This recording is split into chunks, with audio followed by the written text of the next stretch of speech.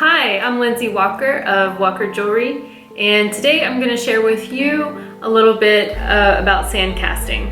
Sand casting is a great form of casting for small studio work if you want to take your ideas from wax carvings, or if you have any kind of three-dimensional or two-dimensional item lying around and you want to cast it into metal. It's a really economical way to make your ideas come to life.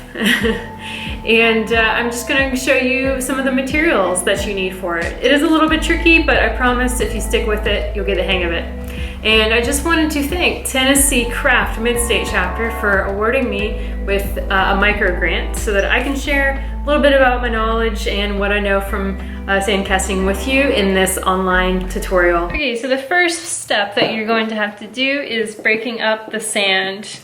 The more fine and broken up the sand is, the easier it will be to work with. There's definitely some issues that can come with not breaking up your sand or having any kind of debris in it.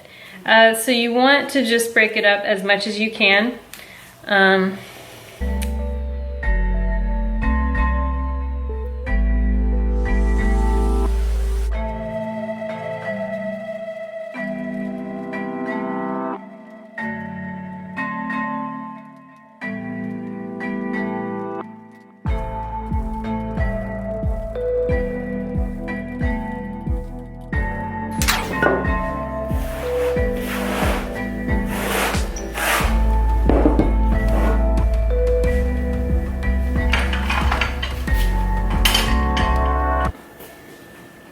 One other thing you're gonna need, which I forgot to mention, is a trusty hammer.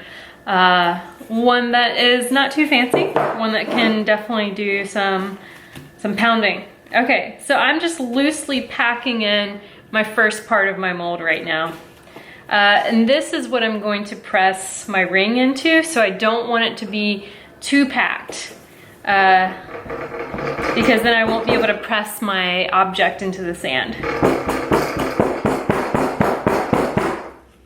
As I hammer, I add more sand.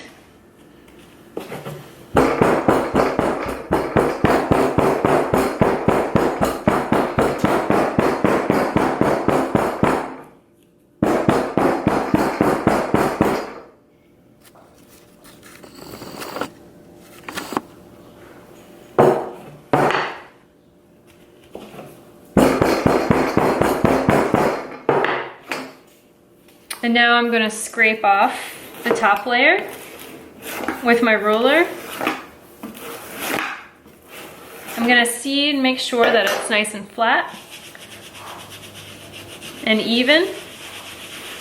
If you have any uneven parts, like right here, then you can just add more sand to it.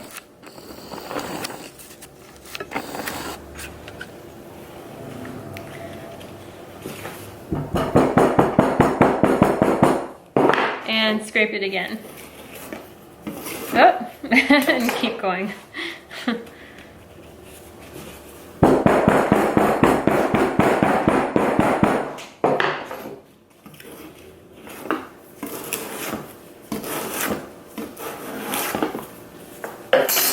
As sand gets older, like this sand is pretty old, so it actually really would help to spray it down with some water. That's a nice little trick you can do.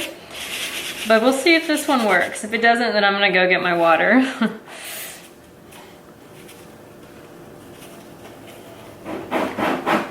Okay. So this is the first layer. It's nice and soft. Now I'm gonna add my jeweler's talc. And again, this is to prevent any kind of sticking.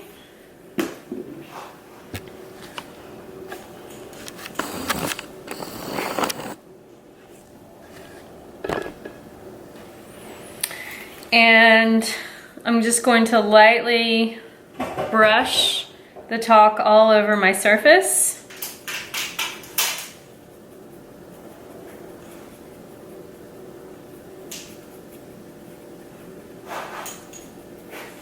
And I'm going to take the ring that I carved right here, and I'm also gonna put talc all over it so that it doesn't stick to the sand either.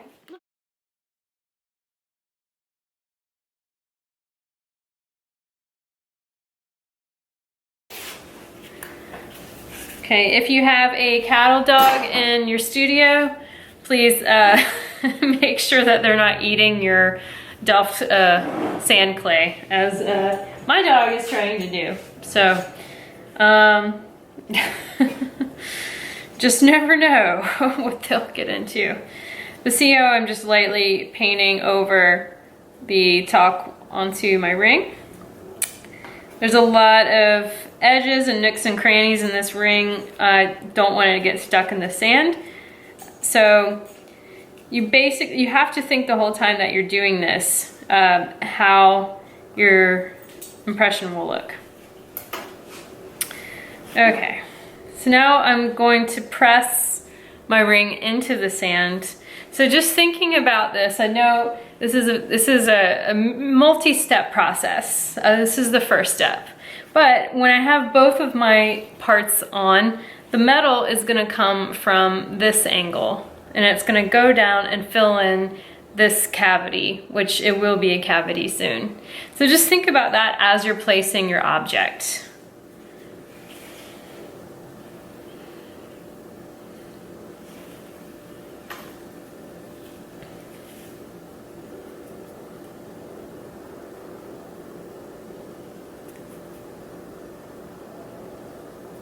And I only pressed it in halfway so that I can retrieve it easily. And right now I'm just brushing off any excess talc and making sure I'm getting inside of the ring as well and on the outer edges. Okay, now I'm ready to put my other half on.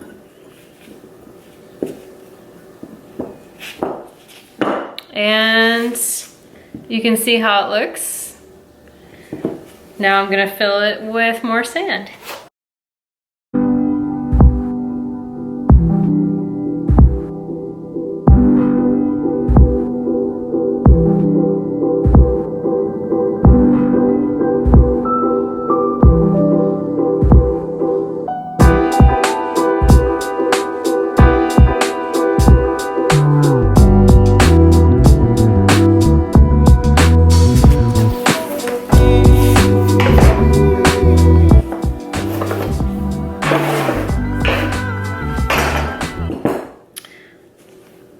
Okay, so now you want to carefully open this two-part mold up to retrieve my ring. And you can tell if it was done correctly at this point. Okay, so now I have to take out my wax ring from the mold, and sometimes I use tweezers to do that. I'm gonna try to wiggle it out. No, I'm gonna use tweezers.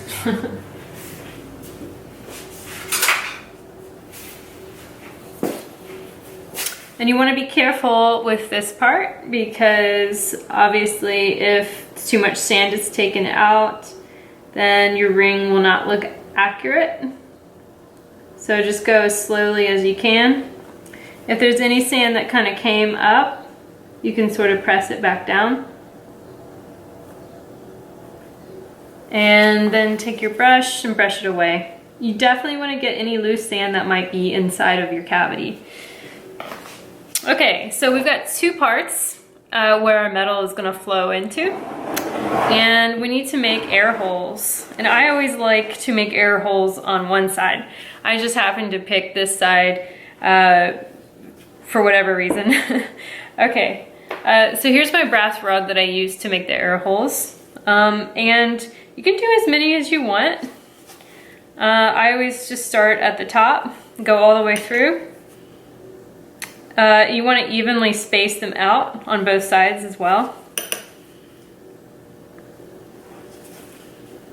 You know, and I've casted things as well without doing air holes, and it was okay. It wasn't the end of the world. But, you know, they're still good to do.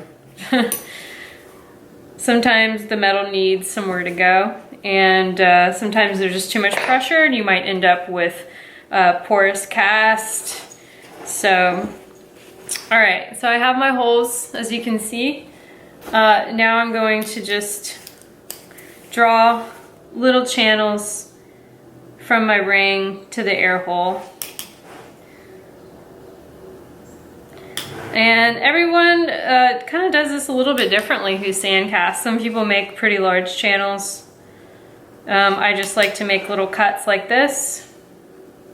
This gives the metal somewhere to go if it needs to.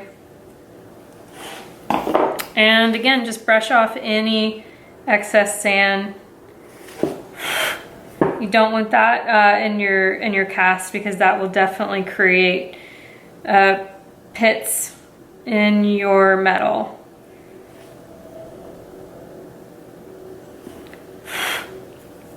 The next thing you're gonna do to both sides is to just carve out a little channel for your metal to flow more easily.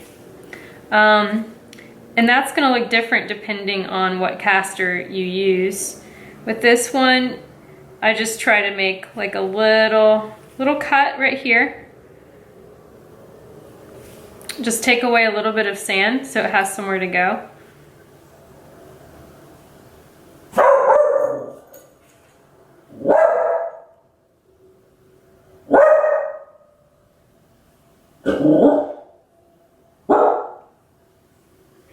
Loretta, hush. And then I'm gonna build up the sand as well right here. We don't want to contaminate our metal. I'm gonna be pouring 14 karat white gold into this cast. It doesn't make too much of a difference what you do. I will talk about gold a little bit later for sure. White gold is the trickiest I've found to cast with. I suppose it has to do with the nickel. I'm not sure. I've definitely gotten pits before in my metal. The kind of white gold that I cast with is Stoller's Bright White, which has more nickel in it. I like the sheen of it. I also just find it creates a much cleaner cast. The problem I've found with production with that bright white casting gold is when I go to solder on top of it, if I have to. With this ring, I don't have to. It's just going to be a solid cast, so that's why I'm using it.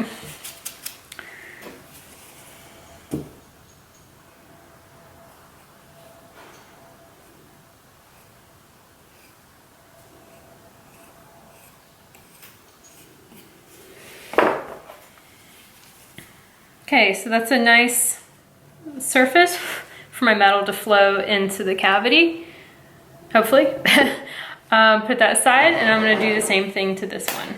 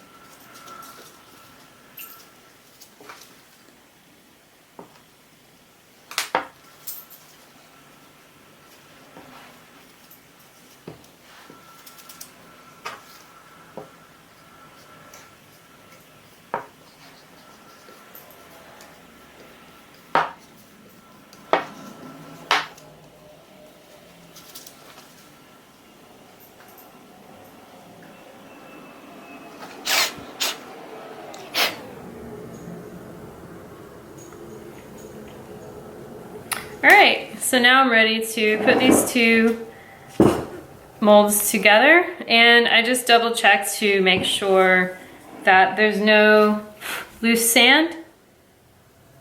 Definitely want to get all of that out. And this is a good time to just go over those air holes, because sometimes some sand falls through.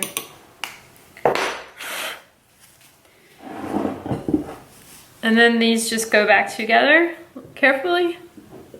And then I always secure this with some kind of steel wire because it is a little bit loose, and when you're pouring your metal in, you definitely don't want it to open up because that will affect your cast.